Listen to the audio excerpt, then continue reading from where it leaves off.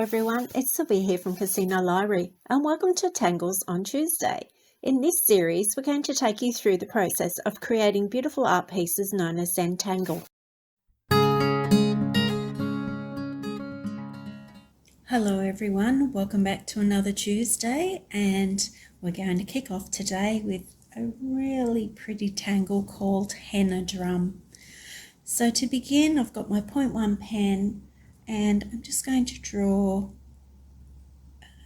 S shape or curve onto my page like that, and I'm going to come back and you can just bring it around into a gentle coil on those tails, just like that. And then I'm going to add in another little tendril or coil just off here. So that's the beginning of your henna drum. Then what we're going to do on the top of this round here where we come around, we're just going to add just a little arc and shade it. And we'll do that on the three of them.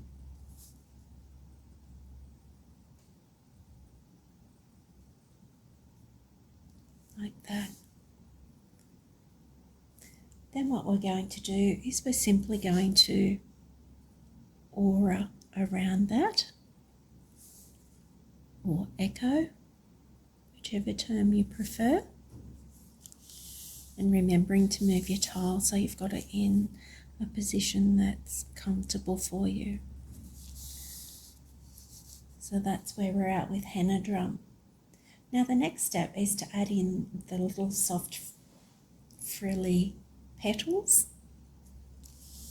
I like to do one from the center first, or from the middle of this arc, because that's where they're coming up. Just giving a little zigzaggy or looped edge, whatever you find easy, and just working around and filling in your space there till you're coming back around to the bottom of that aura line, and you're working them back the other way as well.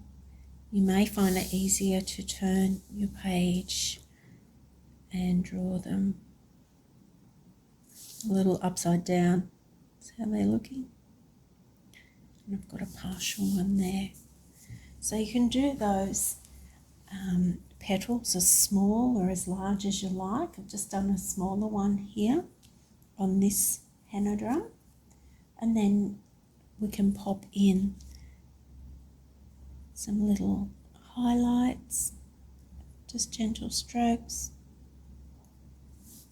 And if we want to, we can just bring in a little soft tendril off that one. And that's the basis of your henna drum.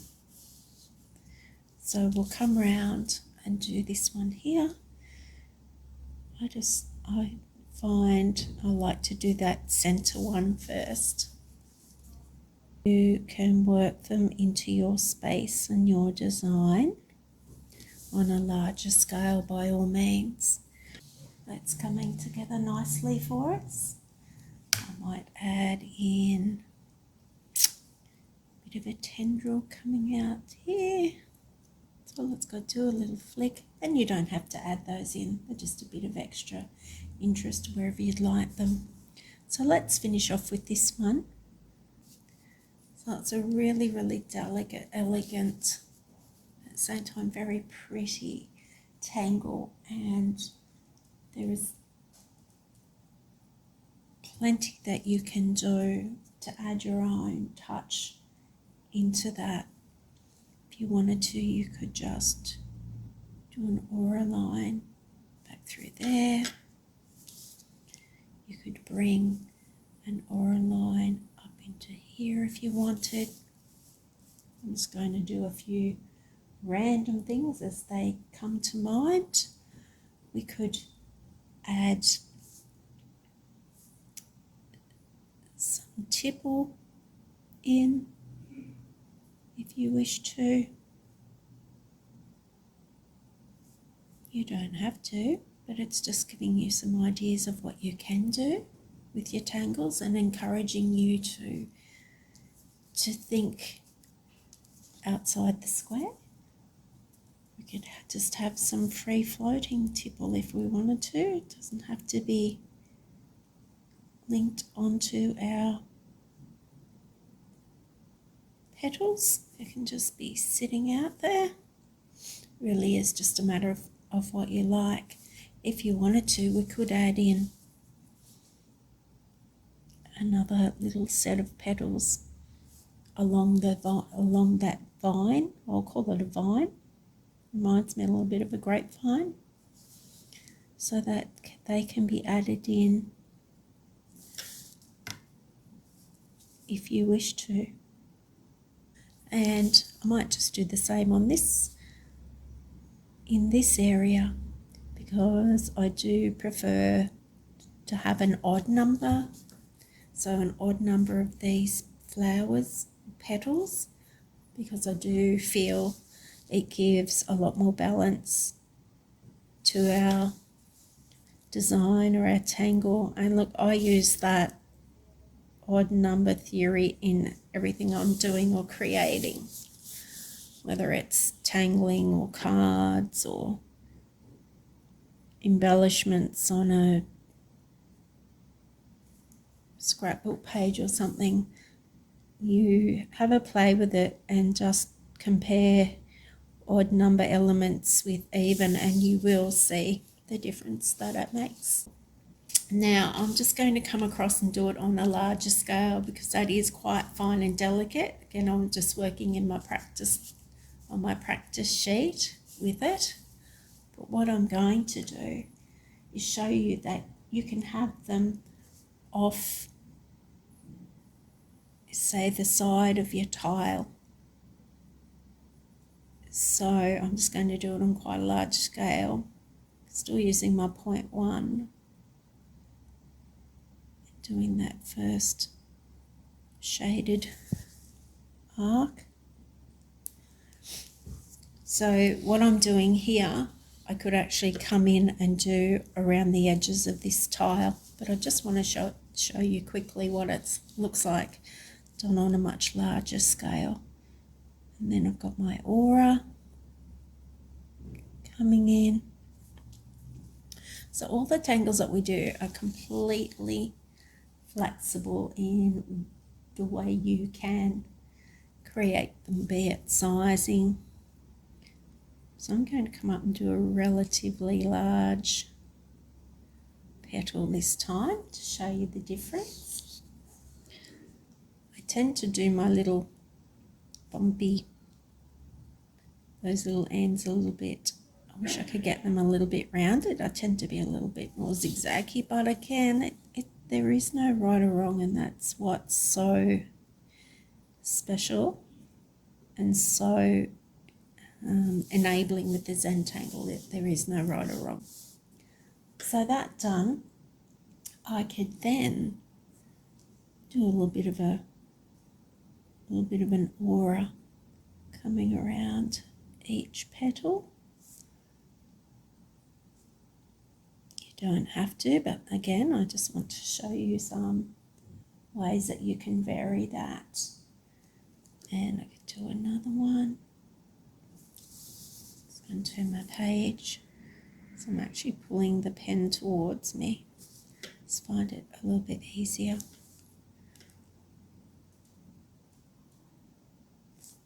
One, two, and of course I'm going to do a third one because that theory of odd numbers giving better balance. Let's do a little bit of shading just through that part of the petal, nothing too heavy because it is an elegant,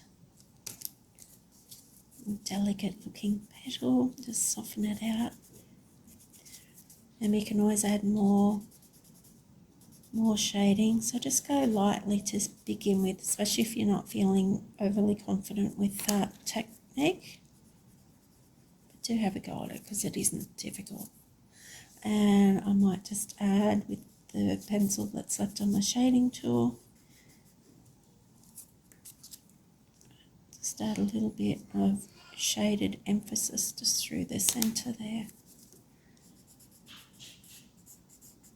And again, you don't have to, you can do this with coloured pencils if you want to, and add some colour to your tangles. Whatever you have available to you and whatever you enjoy using. Just a little bit of highlight there through that. So just showing you that that henna drum is very adaptable and very versatile. We've gone from quite a fine, delicate scale of the henna drum to a larger scale, showing you that it can be used off the edges of a string or your tile, whatever you're working with. It doesn't have to be coming off this initial S shape that we drew, but it does give some nice effect and direction, and the two can be combined together. So you can have some of this on your tangle and some of this where you've got just partial henna drum coming off the edge.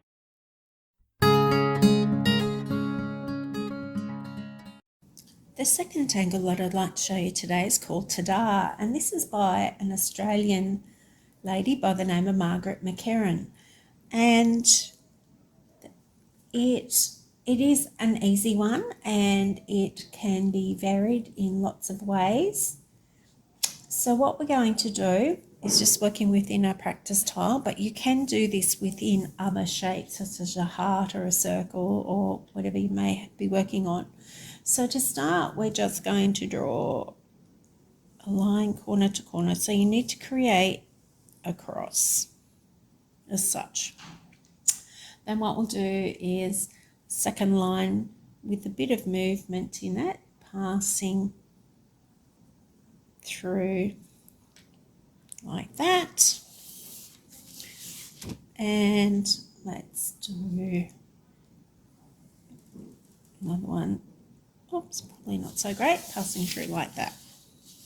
So I haven't quite got them the same width, but we'll keep working with it because that's part of embracing the mistake and seeing it as not a mistake but an opportunity to give it our own variation. Then what we do is fill each of those areas with circles. So drawing in our round shapes, a bit like peas in a pod, you might say, and filling in through there. And working your way right along to the end. Okay, and we do that in each of those spaces or sections that we created by drawing our cross section. So just work your way through, take your time and fill those in. So once we've drawn in our circles to fill in those 4 sections, we're then going to start filling in these areas here, and it's simply a matter of drawing a line that appears to echo like that, and I'm going to keep echoing that line, and I'm going to keep coming from this center V shape each time, and I'm going to draw one side and then the other, keeping those lines fairly well evenly spaced, but always starting from that same point as I do. And that will end up creating some of its own, I guess, shading, because we're coming over that same line each time, which will darken that area naturally. So whichever way is easy for you, whether it's pulling your pen towards you as I am, or pushing it away, it's really just what is comfortable for you. And we're just going to keep going until we have filled in that space. So just taking a look at that, I've filled in all of that space with my lines echoing, and I've kept that movement in them, that gentle arc, and you can see that dark line that occurs naturally through there from the pen, starting at that same point and going over itself each time. And we repeat that in the remaining 3 sections. So we're going to come along and add in our aura for this side and pop in an aura on this side, and working one side and then the other with your aura until you've gone around and done that in the remaining sections, remembering that you're coming up from that same base point each time. So I've finished all my lines, my auras in each of those sections now, and you can see how by going over or starting at that same point, each line creates this natural shading area. So I'm going to grab my pencil and just emphasize that with a little bit of extra shading in that valley area. And again, it's as much or as little as you'd like. Just add a little bit of pencil because your shading tool, blending tool, will move that and spread it around for you. And you can always come back in and add a little extra pencil if you feel you'd like to. So just through those, just where it seems to occur naturally. It is very effective, and as I said, you can do this ta-da tangle on different shapes. I have seen it done inside a heart shape, which looks very effective. And it's the same idea, just drawing in your cross lines, knowing that they're the lines that you'll be creating your circles in. I like to call them peas in a pod. It's just what they remind me of. So that little bit of shading done, and then to finish off, I'm just going to grab 0.3 or a 0.4 pen, whatever you've got handy, and just come in and shade those small areas that are in between your circles. You don't have to, but I just like that finished touch that it gives. Doesn't take much, but it just adds again that next bit of depth and dimension and interest to your tangle. And I would do that on the 4. So I've done this one. Would do the 4 of them as well. So I've finished shading in between the circles, those white spaces that were there, so you can see how that looks. If you wanted to, you could also add some shading on one side of your circles, if you wanted to.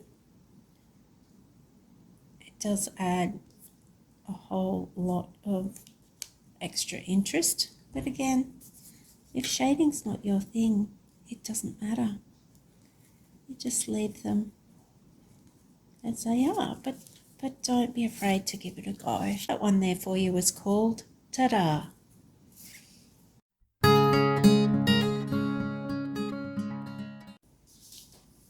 So here's our challenge tile and the string that I left for you last week. How did everyone go with it?